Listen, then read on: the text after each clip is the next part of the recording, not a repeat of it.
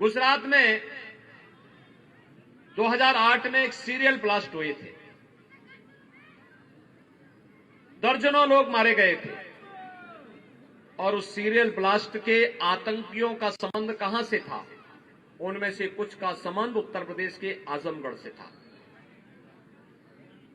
और आजमगढ़ से जुड़े हुए उन आतंकवादियों का आज जब वहां की न्यायालय ने फैसला दिया है, कुछ आतंकवादियों को फांसी की सजा हुई है, कुछ को आजीवन कारावास की हुई है। और आप आश्चर्य करेंगे कि जिन आतंकवादियों को फांसी की सजा हुई है उनमें से कुछ के संबंध समाजवादी पार्टी से भी हैं, उनके परिवार के लोगों के संबंध। ये समाजवादी पार्टी नहीं, ये दंगावादी पार्टी है। नाम समाजवादी, काम दंगावादी और सोच केवल अपने स्वयं के परिवार तक सीमित है।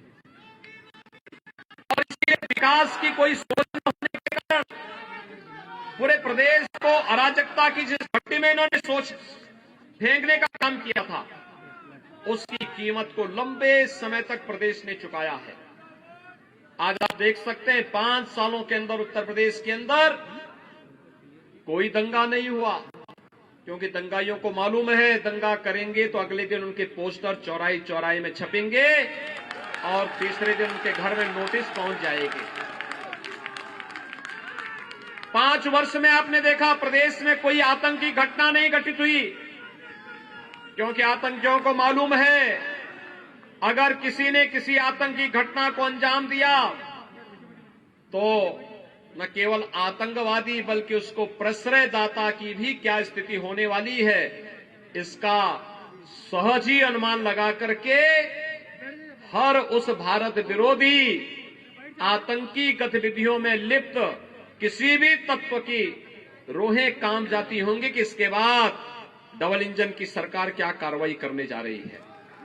और इसलिए भाइयों बहनों, आज मैं आपके पास आया हूं आपसे आग्रह करने के लिए कि उत्तर प्रदेश के भाग्य का विधाता या विधानसभा सीट, उत्तर प्रदेश के विकास की योजनाओं को तय करने वाली, उत्तर प्रदेश के विकास को तय करने वाली लखनऊ मध्य विधानसभा सीट के अंदर जहां ये सभी कार्य योजनाएं तय होती हैं, उसमें भी भारतीय जनता पार्टी का विधायक चुना जाना चाहिए।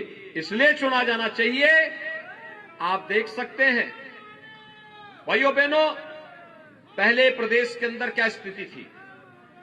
अगर मैं केवल गरीबों के आवास की बात करूं, गरीबों के आवास की बात करूं, तो उत्तर प्रदेश के अंदर समाजवादी पार्टी की सरकार के समय 5 वर्ष के अंदर केवल 18,000 गरीबों के लिए मकान स्वीकृत हुए थे।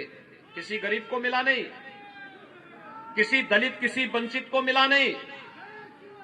लेकिन 5 वर्ष के दौरान भारतीय जनता पार्टी की डबल इंजन की सरकार ने भाइयों बहनों प्रदेश के अंदर 43,50,000 गरीबों को एक एक आवास उपलब्ध करवाया है। 2,61,00,000 गरीबों को शौचालय उपलब्ध करवाया है। 1,21,000 मजरों तक विद्युतीकरण के कार्य संपन्न करते हुए 1,43,00,000 परिवारों को फ्री में बिजली के कनेक्शन उपलब्ध करवा करके उन्हें भी विकास की प्रक्रिया के साथ जोड़ने का कार्य किया है। और यही नहीं, कोरोना प्रबंधन तो उत्तर प्रदेश के कोरोना प्रबंधन को देश और दुनिया ने सराहा है। प्रधानमंत्री मोदी जी के नेतृत्व में फ्री में टेस्ट, फ्री में उपचार, फ्री में वैक्सीन और सबको वैक्सीन। कितने लोगों ने वैक्सीन ले ली है? वैक्सीन लेने वालों की अच्छी खासी संख्या है। उत्तर प्रदेश में पहली डोज 100% लोगों ने ली है, दूसरी डोज 75% से अधिक लोगों ने ले ली है। और भाइयों बहनों, वैक्सीन, जो लोग वैक्सीन के खिलाफ दुष्प्रचार करते थे, आज उनको जवाब देने का समय आ गया है कि वे लोग मानवता के जीवन के साथ खिलवाड़ कर रहे थे। ये वैक्सीन कोरोना के खिलाफ देश की लड़ाई का प्रतीक है और इस वैक्सीन के ही नाते तीसरी वेव कब आई, कब चली गई, कोई पता नहीं। हर व्यक्ति सुरक्षित है उत्तर प्रदेश के अंदर। ये फ्री में वैक्सीन, सबको वैक्सीन के साथ। भाइयों बहनों, डबल इंजन की सरकार है। किसी गरीब को अपनी रोजी रोटी की चिंता नहीं करनी पड़ी। 15 करोड़ गरीबों को उत्तर प्रदेश के अंदर फ्री में राशन की सुविधा का लाभ भी उपलब्ध कराया जा रहा है। Double dose ration double engine की सरकार हर महीने हर गरीब को उपलब्ध करा रही है। भाइयों बहनों, ये राशन का पैसा, ये जो वैक्सीन का पैसा है, ये जो विकास स्मार्ट सिटी के रूप में आज जो आपका लखनऊ बन रहा है, आज जो विकास की प्रक्रिया घर घर और हर गली तक पहुंच रहा है, ये पैसा पहले कहां जाता था? भाइयों बहनों, यही पैसा इत्र वाले मित्र के घर पहुंच जाता था।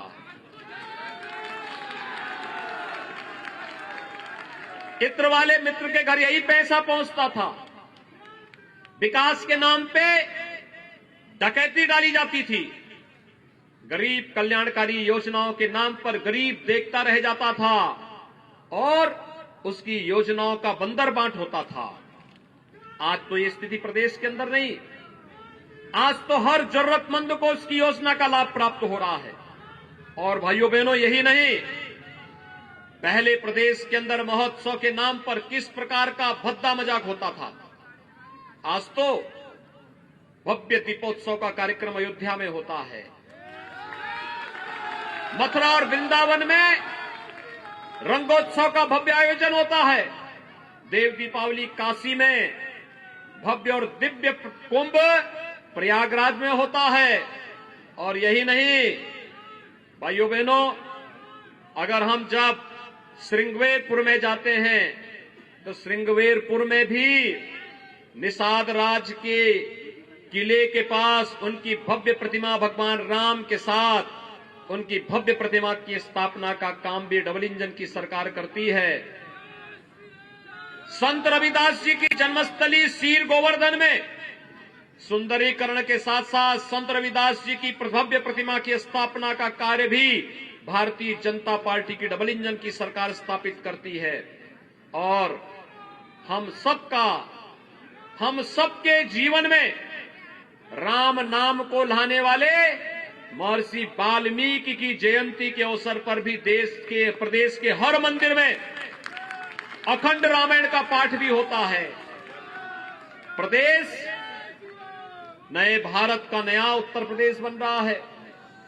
नए भारत के नए उत्तर प्रदेश के लिए आज मैं आप सबका आह्वान करने जा रहा हूं कि भाइयों बहनों, उत्तर प्रदेश आज विकास की जिस प्रक्रिया के साथ आगे बढ़ा है, आप अनुमान करिए, आज तो लखनऊ में मेट्रो है। उत्तर प्रदेश में 70 वर्षों में केवल 18 किलोमीटर मेट्रो का काम पूरे उत्तर प्रदेश में हुआ था और आज उत्तर प्रदेश में 90 किलोमीटर मेट्रो का संचालन हो रहा है।